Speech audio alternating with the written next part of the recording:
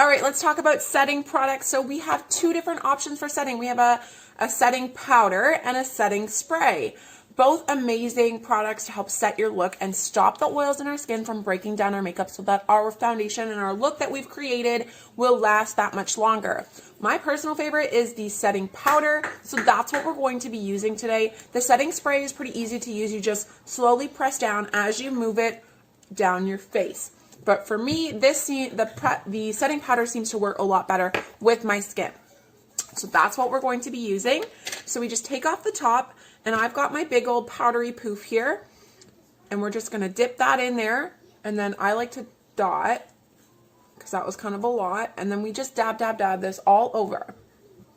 Okay, we do want to make sure that we get it everywhere so that everything gets set. I always like to set my face before I move on to my foundation, to my eyes. And as you guys may notice, I kind of do my look backwards to many other beauty influencers. A lot of people that I see do their eyes first and then they do their foundation. For me, I just always mess up my eyes when I try to do my foundation afterwards. So this is the way I roll. But I'm going to show you a little trick that I use to help protect all the work we've already done from my eyeshadows, just in case there's any fallouts.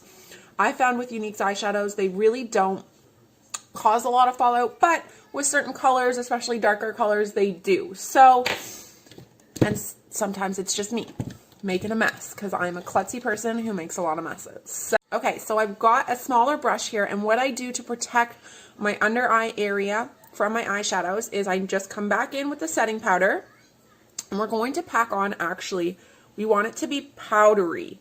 So we want it to not be like smoothed out and worked in. I want to see the powder sitting there. And this is actually going to do two things. So it's going to protect, so if any eyeshadow fallout happens and we get a little bit of powder, it's going to sit on top of this powder barrier that I'm creating. And that way when I'm done, I just wipe it all away.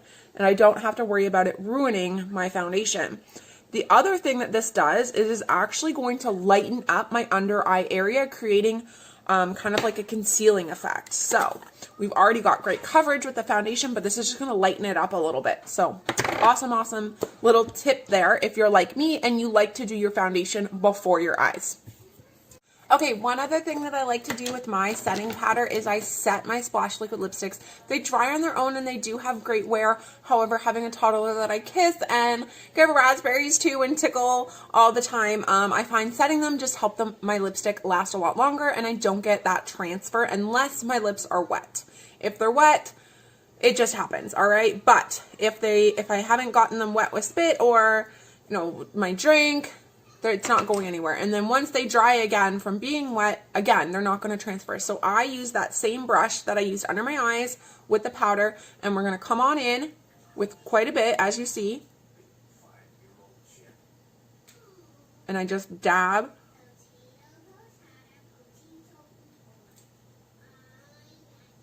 That over my lips. Now, one key thing to remember is you want to make sure that wherever the brush is touching your lips, there is powder, okay?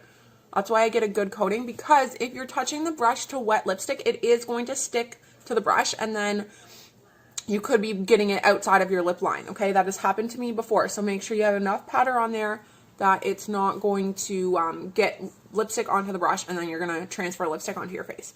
All right, thanks so much for watching, you guys.